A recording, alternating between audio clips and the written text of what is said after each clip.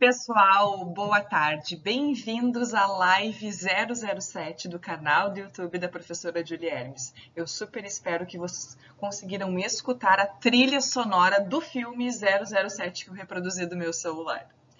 Bom, meus queridos, hoje nós vamos conversar sobre como o sistema imunológico responde à vacinação. Com certeza não deve ser novidade para vocês conhecerem alguém que é contra a vacinação, que tem medo, que tem receio. Bom, antes da gente ter um posicionamento de aceitar ou recusar algo, concordam comigo que é preciso ter conhecimento para ter segurança numa tomada de decisão? Pois bem, aqui o conteúdo da Science Week dessa semana não é conversar se é adequado ou inadequado, e sim expor o conteúdo para que você possa instruir outras pessoas acerca da vacinação. O sistema imunológico é a melhor e maior maquinaria que eu conheço. Bom, o sistema imunológico ele confere proteção. Imune significa estar livre de. No momento que a gente tem um sistema imunológico operando no seu potencial de funcionamento, nós estamos protegidos. As doenças que causam prejuízo no sistema imune são chamadas de doenças imunossupressoras, que causam, que possibilitam que o paciente, na verdade, que deixam o paciente imunocomprometido, imunodebilitado ou imunossuprimido. Essas doenças são aquelas que têm alvo parte do sistema imunológico e deixa a imunidade do paciente fragilizada, e essa fragilização deixa ele suscetível a doenças. Vamos iniciar agora, então, o nosso conteúdo da Science Week.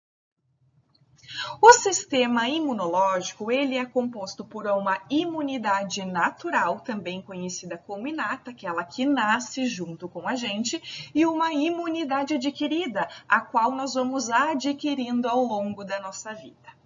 Pense comigo, aqui o cunho da nossa matéria é entender como o sistema imunológico responde a uma vacinação.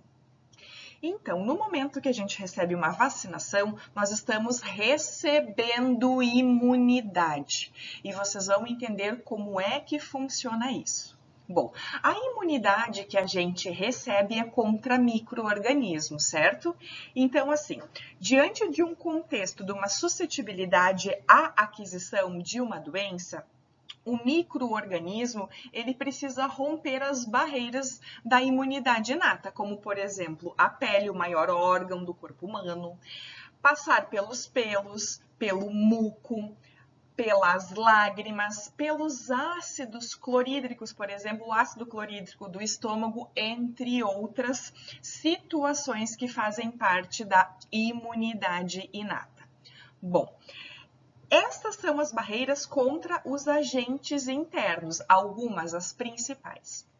Entretanto, quando o sistema imunológico é burlado, ou seja, o agente externo consegue romper a pele, passar pelos pelos, passar pelo muco, resistir às lágrimas e resistir aos ácidos, por exemplo, o clorídrico do suco gástrico, o sistema imunológico ele já foi violado, digamos assim. Bom, aí nós entramos num nível mais sanguíneo, celular, humoral, que são as efetividades das células que são circulantes na corrente sanguínea. Então, no momento que um agente externo ultrapassa as barreiras anteriores, o sistema imunológico começa a produção para o combate, eliminação ou neutralização desses agentes externos através das células chamadas de glóbulos brancos, os soldados do sistema imunológico. O nome técnico destas células são os leucócitos. Já ouviram falar nesse nome? Os leucócitos, como eu costumo dizer, é um grande time de células brancas da corrente sanguínea. Esse time conta com vários jogadores, várias células fazem parte dos leucócitos que eu vou apresentar agora para vocês. Bom, nós temos o neutrófilo segmentado, nós temos o eosinófilo, basófilo, linfócito, monócito e nos tecidos o macrófago. Lembrando aqui que eu estou mostrando as principais células brancas, os principais jogadores dos times dos leucócitos. Os leucócitos, eles são separados por leucócitos granulócitos, que contêm grânulos nas células, e os agranulócitos, que não contêm grânulos nas células. Então, aqui, de acordo com essa imagem, a gente pode identificar que as células granulocíticas dos leucócitos é o eosinófilo, o basófilo, e podemos evidenciar com bastante clareza a ausência, como no neutrófilo e no linfócito. Só para dar um exemplo para vocês dessa divisão. Essa divisão de granulócito e agranulócito, ela não é importante aqui para esse conteúdo, tá? Mas só para contextualizar num conhecimento geral. Lembrando que, pessoal, quando o clínico solicita para o paciente um hemograma, vocês já pararam para perceber que o hemograma é constituído por 3 partes? A primeira parte é o eritrograma, a contagem e análise dos índices hematimétricos, dos eritrócitos, das células vermelhas. A parte do meio, do laudo do hemograma, são os leucócitos, ou seja, onde tem a contagem total do time e a discriminação dos jogadores e a quantificação, que é o leucograma. Então, no hemograma, que é um exame de triagem que faz então a contagem e a diferenciação celular, é super importante para avaliar o estado imunológico do nosso paciente. Através dos resultados do leucograma, a gente consegue identificar se os leucócitos totais estão aumentados e quais das células, se é neutrófilo, se é linfócito, se é eosinófilo, se é basófilo, se é monócito, qual deles estão aumentados. Geralmente, o número elevado sinaliza, orienta um clínico a identificar, a buscar novos exames, a solicitar, na verdade, novos exames para o paciente para perceber o que é que está acometendo o sistema imunológico. Lembrando que, no momento que nós temos o time dos leucócitos e diferentes jogadores, é porque cada um tem uma função, senão seria apenas um nome. Lembrando que os neutrófilos são as células responsivas pelo ataque e eliminação das bactérias. Então, no momento no hemograma onde temos um aumento do número de neutrófilos, muito provavelmente o nosso paciente está sendo acometido por uma infecção bacteriana. O aumento dos números dos eosinófilos já confere uma reação alérgica e ou parasitária. O sistema imunológico está sendo acometido por um processo alérgico ou uma parasitose. O linfócito, quando aumentado no hemograma, sinaliza uma infecção viral. Então, o aumento dos linfócitos na corrente sanguínea significa que a medula óssea está produzindo em maior quantidade e liberando para o sangue os linfócitos, justamente porque o sistema imunológico entende que ele precisa aumentar a produção deste tipo celular para o ataque contra o micro-organismo que está causando a infecção. Agora nós vamos conversar um pouquinho sobre o linfócito, porque ele tem um papel extremamente importante na imunidade com as vacinas.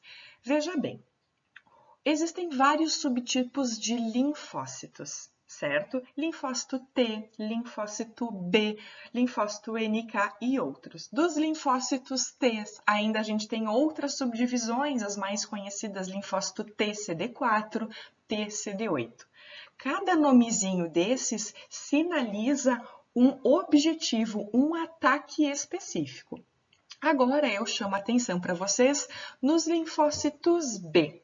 Os linfócitos B são as células responsáveis pela formação dos nossos anticorpos. Um indivíduo que tem bastante anticorpos é um indivíduo muito protegido. Então, gente, parte da imunidade que a gente adquire ao longo da vida são justamente os anticorpos de memória. Você já deve ter ouvido falar, por exemplo, nossa, na infância eu tive sarampo, então na vida adulta eu não vou mais ter sarampo. É e não é bem assim. Deixa eu explicar para vocês entenderem. No momento que uma criança adquire, então, sarampo, o sistema imunológico combate aquela doença e um linfócito B guarda uma célula de memória, ou seja, ela tem um reconhecimento específico contra o agente patológico causador do sarampo. Então, não é que você não entre mais em contato com o sarampo na vida adulta. Você pode sim entrar. Acontece que não vai dar tempo de desencadear a doença, uma vez que o corpo do indivíduo tem uma memória imunológica contra aquela doença e desencadeia a produção clonal de vários anticorpos específicos contra aquele agente.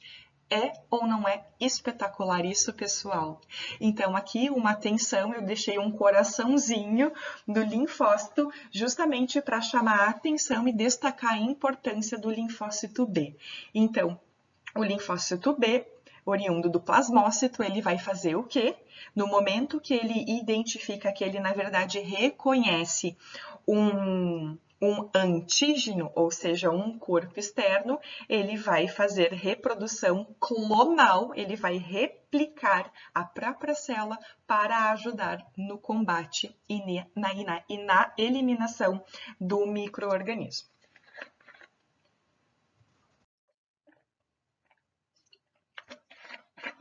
Pessoal, o sistema imunológico trabalha com duas metodologias de defesa contra agentes externos, contra antígenos, ou seja, algo que vem de fora. Uma das linhas de frente é a fagocitose. Lembram do que é a fagocitose? Então, a fagocitose é uma função exercida por várias células do sistema imunológico, onde ela tem a capacidade de formar pseudópodes e englobar a partícula antígena, ou seja, a partícula daquele agente externo e inserir para dentro desta célula e através das enzimas digestórias que essa célula produz, confere a eliminação do agente externo. Então, fagocitose é uma ferramenta extremamente importante na atuação do sistema imunológico para com a nossa defesa. E a segunda, e não menos importante, é a produção de anticorpos. No nosso organismo, nós temos vários tipos de anticorpos. Os anticorpos também são chamados de imunoglobulinas. E as imunoglobulinas, elas são descritas por siglas IG. Então, nós temos anticorpos, ou seja, imunoglobulinas do tipo IgM, do tipo IgG, do tipo IgA, do tipo IgD e do tipo IgE. A mais abundante no nosso corpo é a imunoglobulina IgG. E, em segundo lugar, nós temos a IgM e a IgA, a IgD e a IgE com menor índice de produção pelo nosso corpo. Aqui eu chamo a atenção muito especial para vocês da imunoglobulina IgM e da imunoglobulina IgG. Vocês já devem ter visto ou ouvido falar de exames laboratoriais que testam, por exemplo, herpes HSV1/2, que seria herpes tipo 1, tipo 2, IgM e IgG. Já viram isso? Por exemplo, toxoplasmose IgM e IgG. Bom, esse é um exame laboratorial do setor da imunologia que avalia se o paciente tem anticorpo do tipo IgM para aquela doença e do tipo IgG para aquela doença. Eu mostro aqui agora para vocês a diferenciação do IgM e do IgG. Super atual, né, durante essa era pandêmica que nós estamos vivenciando, são os exames de COVID, que o pessoal comenta que são os exames sorológicos, que é a pesquisa de IgM e a pesquisa de IgG. Bom, pessoal, a imunoglobulina, ou seja, o anticorpo IgM, ele configura a fase aguda da doença. Então, qualquer resultado de exame que pesquise a imunoglobulina IgM e ela der alta, significa que o paciente está com doença em fase aguda.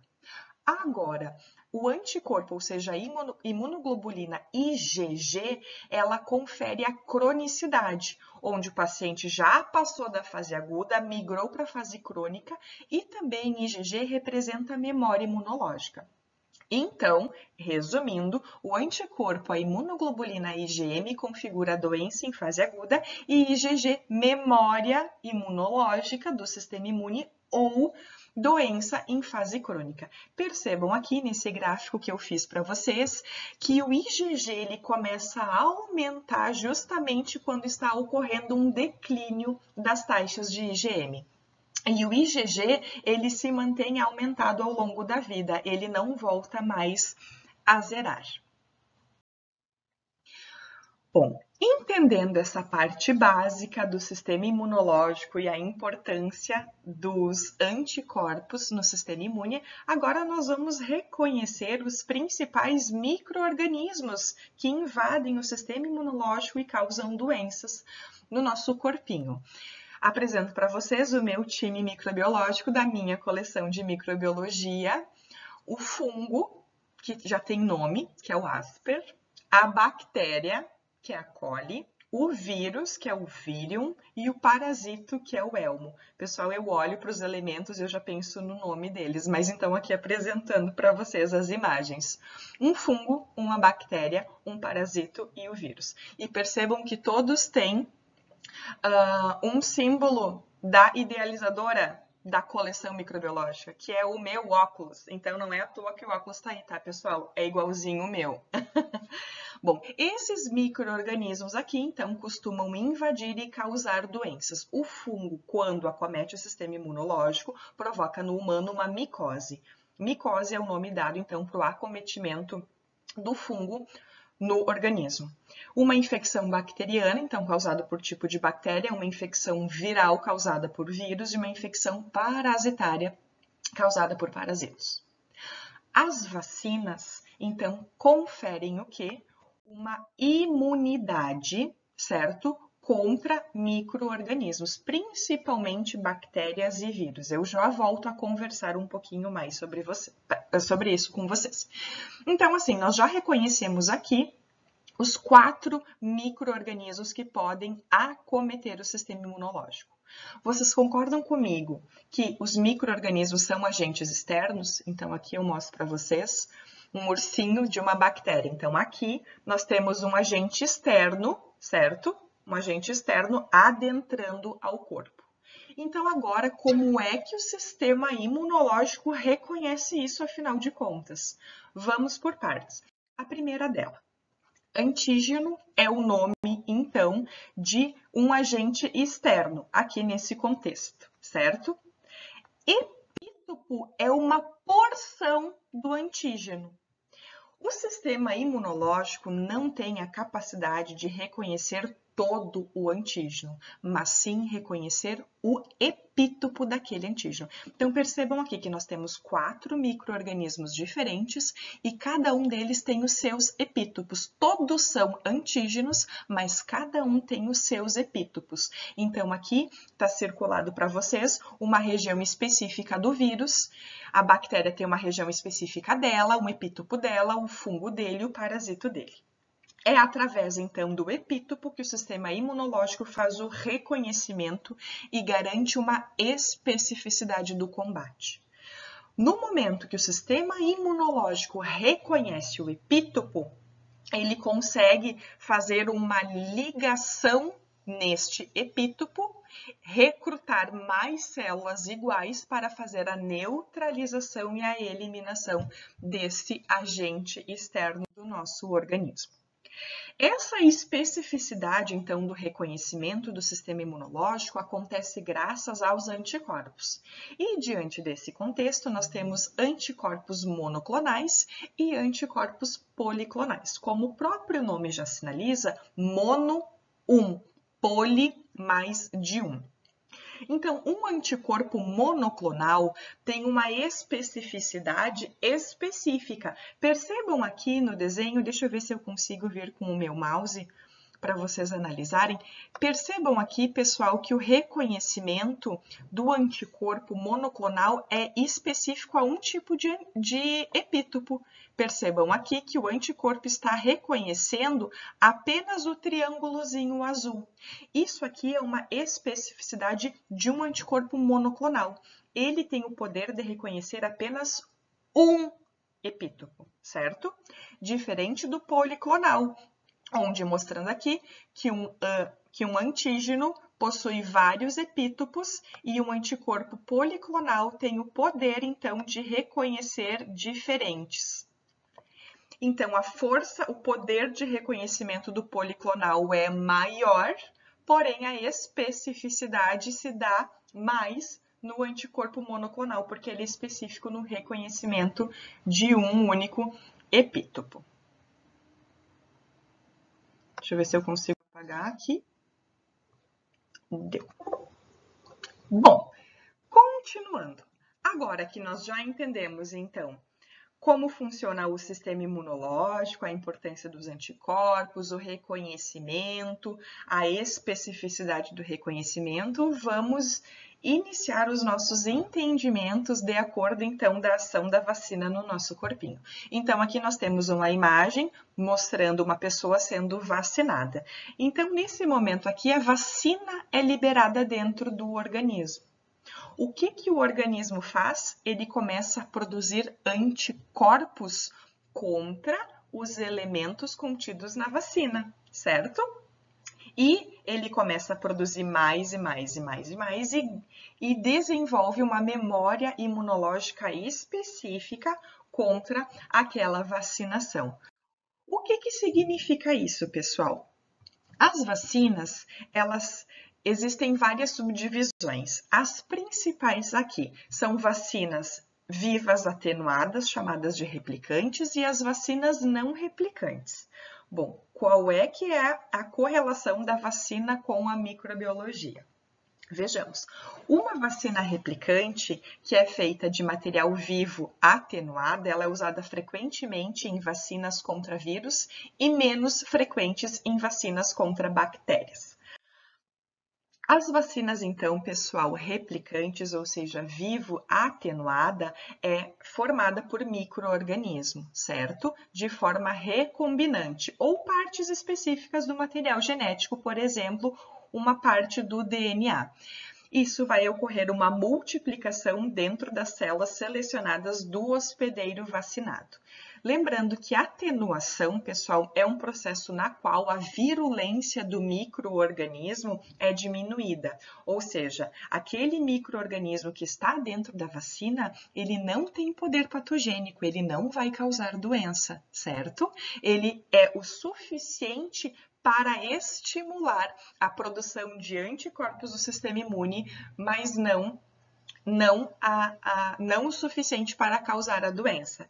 Então, as vacinas vivo atenuadas são feitas de micro-organismos, partículas dos micro-organismos de forma, então, atenuada, ou seja, é um procedimento seguro onde o micro-organismo que está sendo inoculado dentro daquela vacina não tem poder patogênico de causar a doença, mas tem um poder específico de desencadear a resposta imunológica e garantir uma memória e assim a segurança do sistema imunológico do corpo do indivíduo.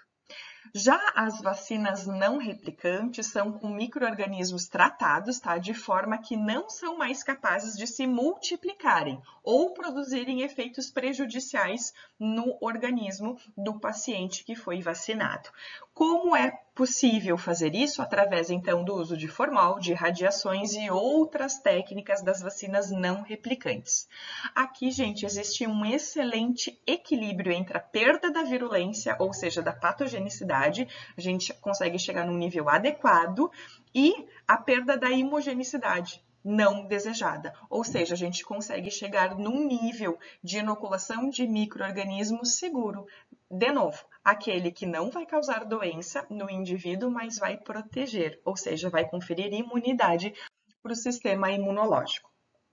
Então, vê se vocês concordam comigo e se vocês estão conseguindo acompanhar a minha linha de raciocínio. Numa vacina, tem a inoculação de antígenos. Concordam comigo? Para o sistema imunológico desenvolver anticorpos contra o antígeno. Então, uma vacina contra o sarampo tem o antígeno, partículas do vírus atenuadas do sarampo, que promove o quê? Que o sistema imunológico desenvolva uma imunidade, certo? Vocês já ouviram falar em soro, diferença entre soros e vacinas? Eu quero conversar um pouquinho sobre isso com vocês, mas antes disso eu vou apresentar um breve caso clínico. Então, homem de 21 anos de idade, trabalhador da área rural, foi picado por uma cobra venenosa. Pensem comigo e me ajudem a responder essas duas perguntas. Pergunta número 1. No corpo desse homem de 21 anos que foi picado pela cobra venenosa, o que está circulando dentro dele? Antígeno ou anticorpo? E a vacinação seria a ideal para esse caso? Pessoal, a diferença é básica, tá? Entre soros e vacinas. A vacina contém antígeno e promove que o corpo produza imunidade contra o antígeno. Já no soro, é a inoculação do anticorpo pronto, ou seja, a imunidade já vem prontinha para a neutralização dos efeitos tóxicos do veneno, por exemplo, da picada da cobra. Então, de novo, vacina contém o antígeno, soro contém o anticorpo. Então, a vacina estimula a produção da imunidade contra o antígeno. E o soro, a gente já ganha a imunidade prontinha, ou seja, o anticorpo pronto para a neutralização dos efeitos tóxicos. Deu para entender? Vamos conversar um pouquinho sobre as diferenças das vacinas utilizadas do Covid. Estamos numa era pandêmica e o mundo inteiro está aguardando a vacinação. Muitas pessoas já foram vacinadas e outras estão esperando, então, o calendário de vacinação. Aqui eu apresento para vocês as principais, tá, pessoal? Então, a Coronavac, ela foi desenvolvida pelo Instituto Butantan e pela empresa da China, Sinovac. Então, o país de origem dessa vacina é a China. O tipo dessa vacina é uma vacina de vírus atenuado. Então, sim, tem o vírus do Covid dentro da vacina, mas, novamente, ele é atenuado, ele é inativo. A quantidade de vírus ali dentro é insuficiente para causar a doença do coronavírus, ok? Mas é suficiente para o teu sistema imunológico receber esse agente externo e reconhecer, criar anticorpos de memória, conferir imunidade. A eficácia dessa vacina, segundo os dados pesquisados na data de ontem, tá, pessoal? Porque esses dados eles podem ser modificados e artigos novos serem publicados a cada minuto de cada dia, é de 50,38% numa eficácia global, 78% em casos leves da doença e 100% em casos graves ou moderados. Já a vacina da Moderna e da Pfizer, da BioNTech, pessoal, o país de origem é os Estados Unidos. Esta vacina, ela contém RNA mensageiro, ou seja, lembra que a gente conversou antes que um dos tipos das vacinas também era partícula do material genético do micro-organismo? Então, essas vacinas aqui, ela contém um pouquinho de RNA mensageiro do vírus. Então, como eu comentei, o país de origem é os Estados Unidos e a eficácia da vacina varia de da Moderna é de 94,5% e da Pfizer 95%. Eu coloquei o asterisco em todas as informações de eficácia justamente para comentar com vocês que esses dados eles podem ser alterados. Então, dependendo do dia que tu assistir essa videoaula, pode ser que já tenham atualizado esses números. A vacina da AstraZeneca, da Oxford, o país de origem é o Reino Unido. Essa vacina, ela é diferentona. Ela é uma vacina de vetor viral. ela é da classe das não replicantes. Bom, o que seria esse vetor não viral? É um adenovírus de chimpanzé. Então, dentro desta vacina, tem um adenovírus de chimpanzé que estimula o reconhecimento do vírus pelo sistema imunológico. A eficácia dessa vacina é de 70,4%. A Sputnik, pessoal, é da Rússia, então ela é uma vacina também de vetor viral não replicante e a eficácia dela é de 91,4%. Lembrando que o mundo pode vacinar apenas produtos que tenha a liberação pelos órgãos de competência. Então, no nosso país, nós temos as vacinações, então, pelos produtos aprovados pela Anvisa. Lembrando que estudos estão sendo realizados full time no mundo inteiro para ver a eficácia, para novas formulações, para estabilidade e por duração. Geralmente, as vacinas que possuem dosagens primeira dose, segunda dose, terceira dose, significa que, pessoal, é preciso respeitar o calendário de vacinação de 2 semanas, 3 semanas, 2 meses, independente de qual seja a vacina, seguir direitinho o protocolo, porque aqui a imunização ela não vem numa vez só, ela não vem num talagaço para o sistema imunológico. É todo um processo, gente. Eu espero que vocês tenham captado justamente essa mensagem. O sistema imune responde à vacinação por etapas, por processos, estimulação de célula, reconhecimento, produção clonal, memória imunológica. Então, no momento que a gente tem uma vacina contra a Covid, primeira dose, o sistema imunológico já recebeu uma parte, ele já começou a produção. Mas a efetivação da imunidade e a segurança de não adquirir mais a doença só acontece quando termina o protocolo de vacinação.